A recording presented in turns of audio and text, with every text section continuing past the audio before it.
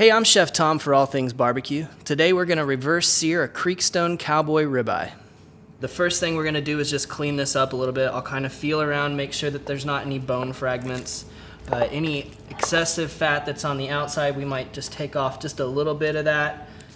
These ribeyes have really good fat running through them, so any of that extra fat on the outside is kind of unnecessary. We're just going to use just a little bit of olive oil as a binder. This is going to help our rub stick to the meat. I've got Cattleman's Tri-Tip seasoning that we're going to use as our rub today. It's got great herbaceous flavors, kind of a savory rub. So we'll just sort of let that set up on there for a minute, flip it over and get the other side. We're using the olive oil just as a little bit of binder again. And that's going to help our rubs stick to the meat.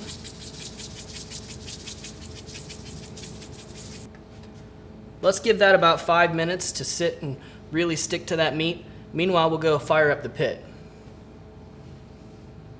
The cooking technique we're using today is the reverse sear. We're going to turn on a Yoder Smoker's YS640 pellet cooker to 225 degrees. The majority of the cooking process will be done at smoking temperatures, though we'll finish with a high heat sear. We'll place our cowboy ribeye in the center of the second shelf. The distance from the diffuser plate will make sure that no radiant heat affects the cooking. As the internal temperature of the meat reaches about 115 degrees, we're going to start our searing process. Now we have a second cooker set up. It's already cranked up to 400 degrees with our grill grates in it, and we'll finish the sear on there.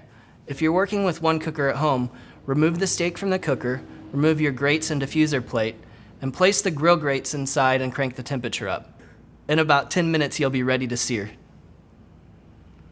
So now we're getting really good color on both sides of the steak. When the internal temperature reaches 130 degrees, we'll pull it out of the cooker and rest it for about 10 minutes before we slice into it. Alright, so we pulled our steak at 130 degrees. We've let it rest for about 5 minutes and we're going to go ahead and slice into it. And just real quickly, I want to talk to you about the advantages of cooking with the reverse sear, and that would be that when you cook it slower like that, the outside doesn't get browned so fast that the outside cooks faster than the inside. We cook at a lower temperature, it cooks more evenly. And we still do the sear at the end so we can get that Maillard reaction and we get the nice browning that we all like the flavor of. And you can see it's a really beautiful medium rare. Lots of moisture in that piece of meat. And beyond cooking more evenly, you really get that nice smoke flavor on the meat as well, which is always an advantage. Thank you for joining us for the reverse seared Creekstone Cowboy Ribeye.